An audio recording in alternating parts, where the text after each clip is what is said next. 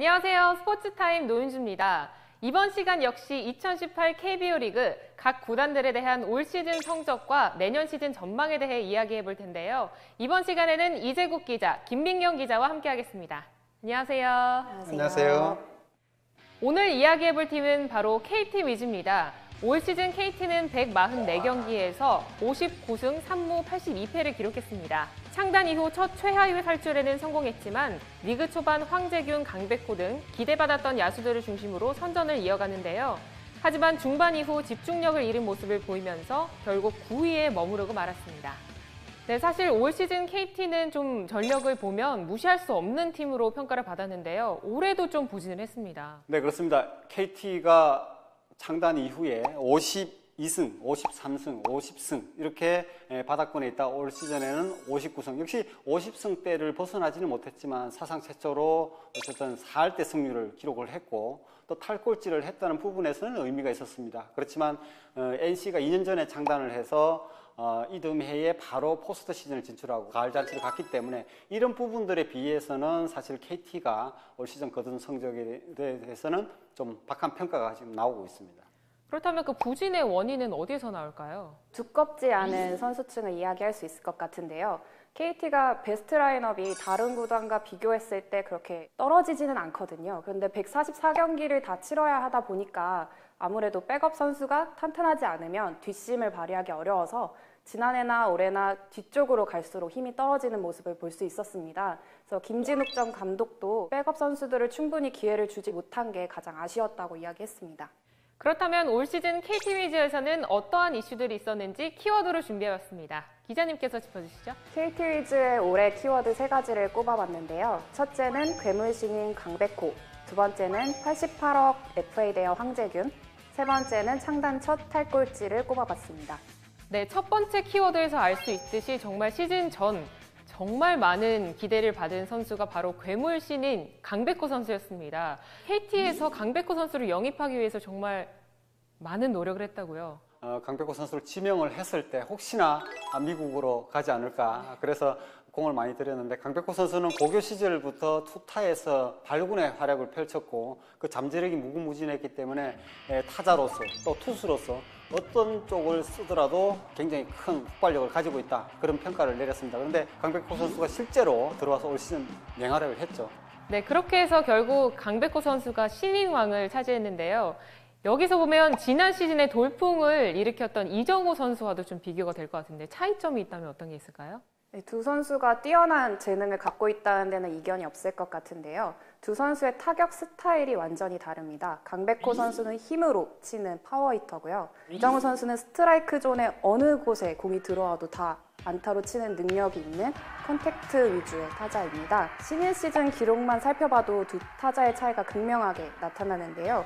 이정우는 2017년 신인 시즌에 안타 179개로 신인 역대 최다 안타를 기록했고요. 강백호는 올해 말씀하신 것처럼 고졸 신인 최다 홈런에 84타점까지 기록했으니까 얼마나 득점권에서 잘 치는 타자이고 또 얼마나 힘 있는 타자인지 보여주는 지표인 것 같습니다. 네, 이렇게 강백호 선수와 함께 화제가 된 것이 두 번째 키워드죠. 88억 FA 대여 황재균 선수입니다. 황재균 선수가 지난 시즌 메이저리그에서 활약하다 이번 시즌에 돌아왔는데요. 네, 그렇습니다. 황재균 선수가 2016년에 롯데 소속으로 커리어 하이 시즌을 만들었었죠. 당시에 무려 27개 홈런과 113타점, 또 도루도 25개를 기록하면서 이 선수가 원래 어릴 때부터 좀 메이저리그에 대한 굉장히 포부가 있었는데 메이저리그에서는 꿈을 이루지는 못했지만 올 시즌 KT로 돌아와서 사실 큰 기대를 했었습니다. 또 몸값도 88억 원으로 해서 어느 정도 논란은 있었지만 황재균 선수가 공수에서 축을 이뤄준다 그러면 KT 전체의 전력이 상승이 될 거라는 그런 기대가 있었습니다. 그렇지만 황재균 선수가 올 시즌 KT에서 올린 성적은 사실 기대에 조금 미치지 못했다 이런 평가들이 나오고 있는데요. 홈런은 25개를 때리고 또 88타점을 올렸지만 타율이 2할 9푼 6리로 3할에 미치지는 못했습니다. 이런 부분에 있어서 전반적으로 타고 투지에서 3할을 치지 못했다라는 것은 평균치에 좀 미달되는 그런 성적이 아닌가 이런 좀 아쉬움을 남겼고요. 전반적으로 본인은 굉장히 몸값을 활약을 하기 위해서 많은 게임을 뛰고 싶어서 142경기를 뛰긴 했지만 여기서 조금씩 선수가 좀 지치고 그러면서 타율이 떨어지는 그런 결과를 초래했습니다. 그렇다면 황재균 선수가 이렇게 KT에서 부진하게 된 원인이 뭘까요? 황재균이 부진했던 원인으로는 팀 시너지를 무시할 수 없을 것 같은데요. 황재균 선수를 비롯해서 4번 타자로 낙점했던 윤성민 선수라든지 팀 타선을 이끌어줘야 하는 베테랑 타자들이 한 번씩은 부진한 시기를 겪으면서 팀 타선이 원활하게 돌아가지 않았습니다. 그래서 황재균 선수도 한 타순에 고정됐던 것이 아니라 여러 타순을 돌아다녀야 했거든요. 그러면서 아마 본인이 지쳤던 것도 없지 않아 있을 겁니다. 네, 그렇다면 이어서 세 번째 키워드로 넘어가 보겠습니다. 창단 첫 꼴찌 탈출인데요. 이게 사실 기뻐해야 할지 슬퍼해야 할지 좀 애매한 상황인 것 같은데요. KT가 창단하고 1군 리그에 들어온 게 2015년이거든요. 그 이후에 계속 지금 꼴찌만 하다가 올해 어쨌든 탈꼴찌를 했기 때문에 그 부분에 있어서는 내부적으로는 어느 정도 뭐 평가는 할 수는 있겠지만 사실 기대했던 것은 탈꼴찌가 아니라 5강 싸움을 할 수 있는 그 위치까지 올라가느냐 못 가느냐 이 부분을 기대를 했는데 마지막에 어쨌든 NC를 제치고 탈꼴찌를 했다는 그 부분만 어느 정도 좀 작은 의미를 부여할 수 있지 않을까 그런 생각이 듭니다. 이렇게 탈꼴찌는 했지만 그 이상의 성적을 못 미치는 이유가 어디에서 올까요? 네, 역시 KT는 2015년부터 해서 초대 감독, 그 조보명 감독, 그리고 또 이후에 김진욱 감독, 자정 코칭 스텝의 변화가 결국 육승에 어느 정도 방해를 받았다.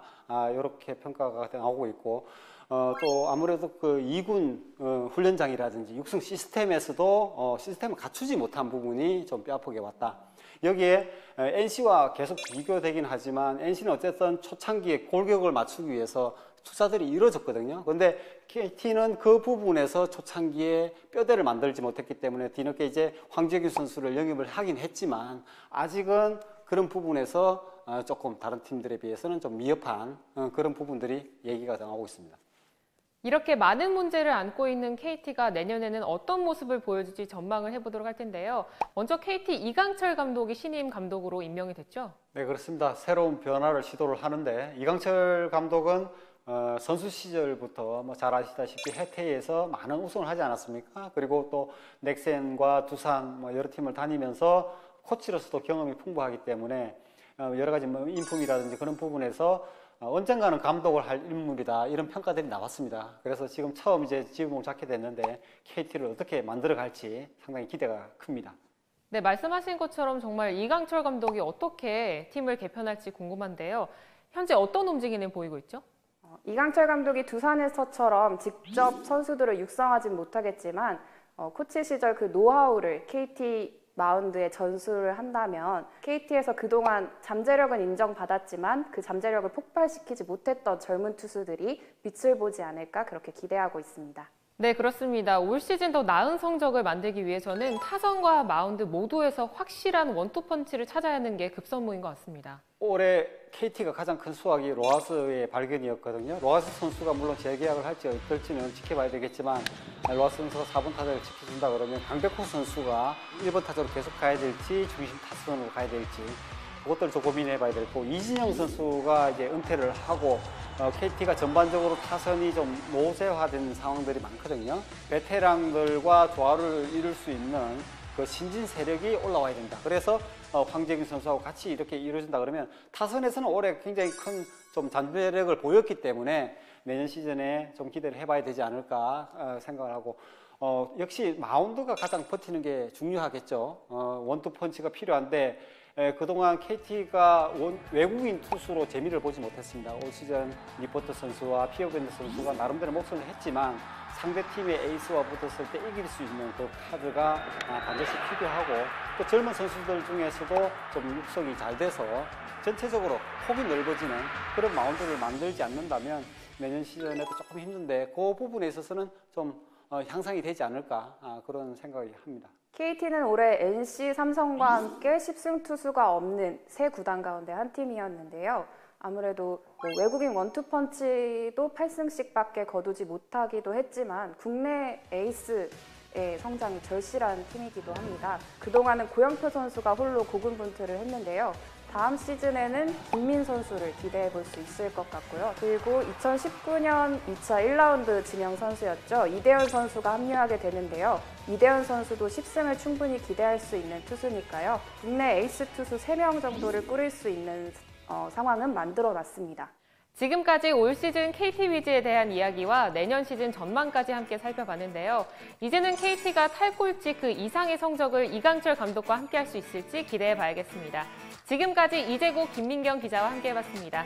저희는 다음 시간에 다시 찾아뵙겠습니다.